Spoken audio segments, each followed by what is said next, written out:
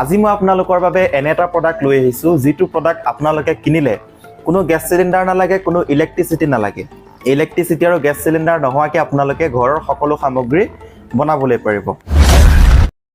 আজিকালি এটা gas cylinder কিনিব লগা হ'লে কিমান টকা আপোনালোকে খৰচ কৰিব লাগে?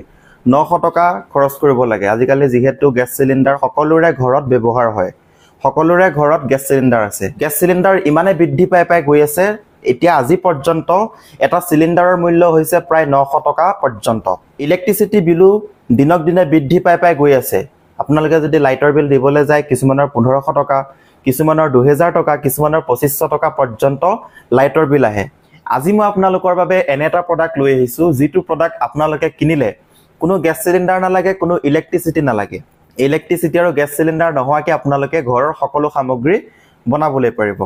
আপোনালোকে দেখিবলৈ পাৰিছে মোৰ হাতত আছে এটা প্ৰডাক্ট, যি প্ৰডাক্টৰ জৰিয়তে কোনো গেছ নোহোৱাকৈ, কোনো বিদ্যুৎ নোহোৱাকৈ, কোনো ইলেক্ট্ৰিচিটি নোহোৱাকৈ এই চিলিণ্ডাৰ মানে এই গেছ ষ্টভটোত আপোনালোকে সকলো ঘৰুৱা সামগ্ৰী বনাবলৈ পাৰিব।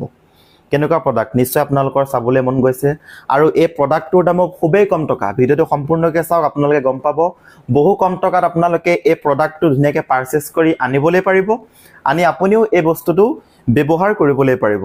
যিহেতু মই বৰ্তমান ব্যৱহাৰ কৰি আছোঁ আৰু আপোনালোকক লাইভ দেখাম, ব্যৱহাৰ কৰি পানী গৰম কৰি দেখাম।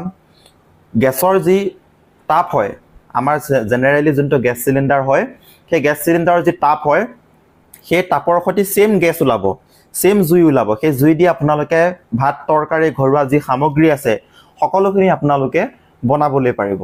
গতিকে আহকচোন, কেনেকুৱা প্ৰডাক্ট আপোনাৰো নিশ্চয় চাবলৈ মন গৈছে। মাহত মাত্ৰ 200 টকা খৰচা হ'ব। 200 টকাতে আপুনি সমস্ত মাহটো আপোনালোকে ধুনীয়াকৈ চলিবলৈ পাৰিব। এইটো হৈছে বক্স, আপোনালোকে দেখিছে ধুনীয়াকৈ বক্সটো ফ'কাছ কৰিব। তাৰপিছতে চাওক, দেখিছে মই এতিয়া এইটো ধুনীয়াকৈ খুলিম, আনবক্সিং কৰিম। চাওক আপোনালোকে কেনেকুৱা প্ৰডাক্ট আপোনালোকৰ নিশ্চয় চাবলৈ মন গৈছে। যিহেতু কোনো ধৰণৰ ইলেক্ট্ৰিচিটি নালাগে, কোনো ধৰণৰ গেছ নালাগে, মানে আপোনালোকে দেখি আচৰিত হ'ব। এই বস্তুটো আপোনালোকৰ ল'বলৈ নিশ্চয় মন যাব। যিহেতু দিনক দিনে ইলেক্ট্ৰিচিটিৰ পৰা ধৰি গেছ চিলিণ্ডাৰৰ মূল্য দিনক দিনে বৃদ্ধি পাই গৈ আছে। দুখীয়া শ্ৰেণীৰ মানুহৰ বাবে খুবেই ভাল হ'ব এই প্ৰডাক্টটো। চাওক, দেখিছে আপোনালোকে এখন মেনু দিয়া আছে, কেনেকৈ ব্যৱহাৰ কৰা হয় সকলোখিনি আপোনালোকে এটা চাবলৈ পাৰিব। মই যিহেতু ধুনীয়াকৈ পঢ়ি শুনি চালোঁ, এইটো মই এতিয়া ছাইড কৰিছোঁ। লগতে ডেস্কটো ধুনীয়াকৈ ৰেডি কৰি ৰাখিছোঁ। এই বস্তুটো চলালে কি কি বেনিফিট হ'ব সকলোখিনি আপোনালোকক দেখাই আছোঁ। দেখিছে এই জেল আছে, এই জেল দুটাৰ মাধ্যমেৰে আপোনালোকে ধুনীয়াকৈ এই ষ্টভটো জ্বলাবলৈ পাৰিব। গতিকে চাই থাকক, মই ধুনীয়াকৈ দেখাই আছোঁ। আৰু আমাৰ নৰ্মেলি গেছত যি লাগে ওপৰত ডেক্সিটো বহাবলৈ ষ্টেণ্ড দিয়া হৈছে। ষ্টেণ্ডখিনি মই বৰ্তমান ছাইড কৰিছোঁ। চাওক, লগতে এইটো এতিয়া ধুনীয়াকৈ ফিটিং কৰিব লাগিব। কেনেদৰে ফিটিং কৰা হয় সেইটো মই আপোনালোকক দেখাই আছোঁ। প্ৰডাক্টটো হৈছে এইটো, দেখিছে আপোনালোকে এইকেইটা বস্তু মেইন। এই দুটা বস্তু হ'লেহে আপোনালোকে জ্বলাবলৈ পাৰিব। এই বস্তুটো কেনেকৈ আপোনালোকে কিনিব লাগিব, লগতে এই দুটা জেল কেনেকৈ কিনিব লাগিব, ক'ৰ পৰা কিনিব লাগিব, কেনেদৰে ব্যৱহাৰ কৰিব লাগে, মই সকলোখিনি দেখাই আছোঁ আপোনালোকক। এইটো বস্তু ইয়াতে আপোনালোকে ফিটিং কৰিব লাগিব। দেখিছে চাওক, ইয়াত আপোনালোকে 20 কেজি পৰ্যন্ত ওজন ৰাখিবলৈ পাৰিব। ডেক্সিটোৰ কেজি বোলে 20 কেজি। ধুনীয়াকৈ আপোনালোকে 20 কেজি ওজন সহিব এই পেনেল গেটে। দেখিছে এইটো বস্তু বৰ্তমান মই ফিটিং কৰিছোঁ। আৰু জুই নমাব লগা হ'লে ইয়াতে আপোনালোকে এনেকৈ নমাব লাগিব। ঠিক আছে, এতিয়া মই আপোনালোকক দেখাই আছোঁ। ইয়াত দুটা বাতি আহে, চাওক বাতি বুলিয়ে কৈছোঁ মই, আমাৰ অসমীয়া ভাষাত বাতি আহে। এই বাতিত আপোনালোকে এই জেল দিব লাগিব। ঠিক আছে, এইটো বাৰ্ণাৰতো ইয়াতে বাতি আহিছে, ইয়াতে বাৰ্ণাৰ আছে। দেখিছে এই বাৰ্ণাৰত ভৰাই দিলে, এই বাৰ্ণাৰত আপোনালোকে ভৰাই দিলে। এইকেইটা বস্তু আপোনালোকে দেখিছে। এতিয়া ফিটিং কেনেকৈ কৰিব লাগে, ফিটিং কৰাটো আপোনালোকৰ খুবেই সহজ হয়, বেছি টান নহয়, হাৰ্ড নহয়। মই আপোনালোকক দেখাই আছোঁ। প্ৰথম বস্তুটো আহিব আপোনালোকৰ এনেকুৱা ছিষ্টেমত আপোনালোকৰ আহিব। ঠিক আছে, এইটো বাৰ্ণাৰ হয়, ধুনীয়াকৈ মই ছাইড কৰি থৈছোঁ। এনেকৈ আহিব আপোনালোকৰ বস্তুটো। ইয়াত 3টা যেতিয়া ক্লপ দেখিছে আপোনালোকে, এইটো বস্তু এই 3টা ফুটাত এনেকৈ আপোনালোকে লগাব লাগিব। ঠিক আছে, এনেকৈ লগালে আপোনালোকে লগোৱাৰ পিছত বহাই দি পেলাই ইয়াত আপোনালোকে এনেকৈ ধৰি এইটো বস্তু এনেকৈ মেলি দিব।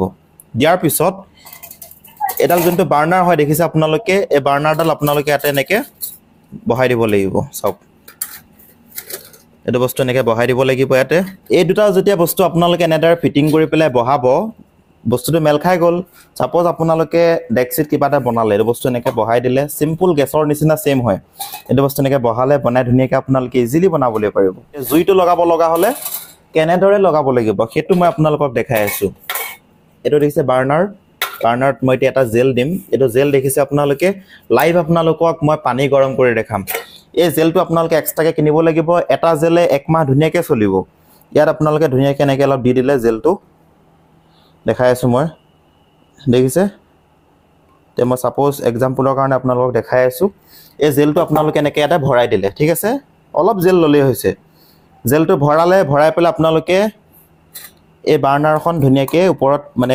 লগাই ল'লে ঠিক আছে এইটো বস্তু এনেকৈ লাগি গ'ল আমাৰ যোনটো নৰ্মেলি গেছ হয় সেই গেছত ৰেগুলেটৰ থাকে যে গেছ জুইটো কমাব লাগে বহাব লাগে কিন্তু ইয়াত সেইটো বস্তু নাই নথকাৰ কাৰণে তেখেতসকলে বাৰ্নাৰৰ দুটা হেৰি দিছে ইয়াত জুইটো বেছিকৈ ওলাব এখন যদি এনেকৈ লগাই জুইটো বেছিকৈ লগাব বোলে মোক কম সময়ৰ ভিতৰতে পটককৈ মানে সোনকালে তৰকাৰী বনাব লাগে বা ভাতটো বনাব লাগে জুই পটককৈ ওলাব বোলে মোক জুইটো অলপ নৰ্মেলি লাগে এখন লগাই দিলেই হ'ল লগাই দি পেলাই ইয়াত এনেকৈ বহাই দিব এই দুখন দিছে জুইটো নমাব লগা হ'লে আমাৰ এতিয়া নৰ্মেলি গেছত ৰেগুলেটৰ থাকে টিপি দিয়াৰ লগে লগে জুইটো নুমাই যাব কিন্তু ইয়াত চাওক অলপ জুম কৰি দেখাই দিয়া ভিতৰত চাওক এনেকৈ এখন দি দিব দি দিয়াৰ লগে লগে জুইটো নমাই যাব আৰু ইয়াতো সেম হয় ইয়াতো এনেকৈ দি দিলে জুইটো নুমাই যাব এইটো হৈছে চিষ্টেমটো নৰ্মেলি চিষ্টেম ইয়াত মাৰি দিলে দি পেলাই দি দিলে চাওক ইয়াত দেখিছে জুই লাগি গ'ল দেখিছে আপোনালোকে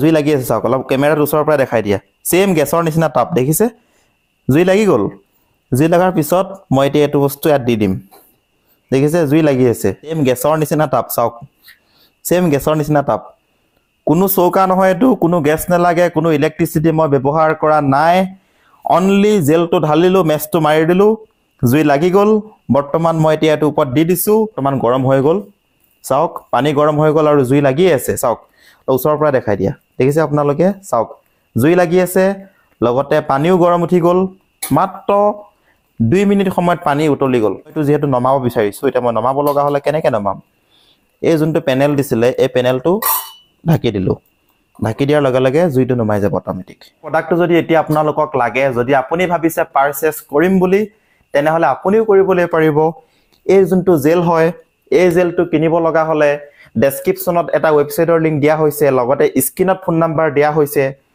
আপুনি তাৰ পৰা এই বস্তুটো পাৰচেছ কৰিবলৈ পাৰিব লগতে অৰ্ডাৰ কৰিবলৈ পাৰিব আৰু যদি ফ্ৰেণ্ডছ এই চৌকা এই ষ্টক যদি আপোনালোকে নিজে সৰহকৈ আনি ব্যৱসায় কৰোঁ বুলি ভাবিছে বিজনেছ কৰোঁ বুলি ভাবিছে বা ডিষ্ট্ৰিবিউটৰ লওঁ বুলি ভাবিছে তেনেহ'লে আপুনিও ডিষ্ট্ৰিবিউটৰ ল'বলৈ পাৰিব আৰু ডিষ্ট্ৰিবিউটৰ লৈ পেলাই আপুনিও ধুনীয়াকৈ চেল কৰিবলৈ পাৰিব ডিষ্ট্ৰিবিউটৰ কেনেকৈ ল'ব লাগিব স্ক্ৰীনত যোনটো ফোন নাম্বাৰ দিয়া হৈছে সেই ফোন নাম্বাৰৰ জৰিয়তে আপোনালোকে ডিষ্ট্ৰিবিউটৰ ল'বলৈ পাৰিব আৰু ডিষ্ট্ৰিবিউটৰ যদি লয় 100% চলিব যিহেতু মই ব্যৱসায় আইডিয়া বহুত দি থাকোঁ এই যদি প্ৰডাক্টটোৰ ডিষ্ট্ৰিবিউটৰ লওঁ বুলি ভাবিছে তেনেহ'লে স্ক্ৰীনত দিয়া ফোন নাম্বাৰত এতিয়া যোগাযোগ কৰক আপোনালোকৰ নিজৰ জিলাত বা আপোনালোকৰ নিজৰ গাঁৱত ডিষ্ট্ৰিবিউটৰ এটা লৈ পেলাই এই প্ৰডাক্ট ধুনীয়াকৈ চেল কৰক ধামাকা চেল হ'ব যিহেতু সকলোৱে গম পায় বৰ্তমান সাধাৰণ শ্ৰেণীৰ মানুহে এটা চিলিণ্ডাৰ কিনিবলৈ সক্ষম নহয় যিহেতু আজিকালি এটা চিলিণ্ডাৰৰ মূল্য 900 টকা পৰ্যন্ত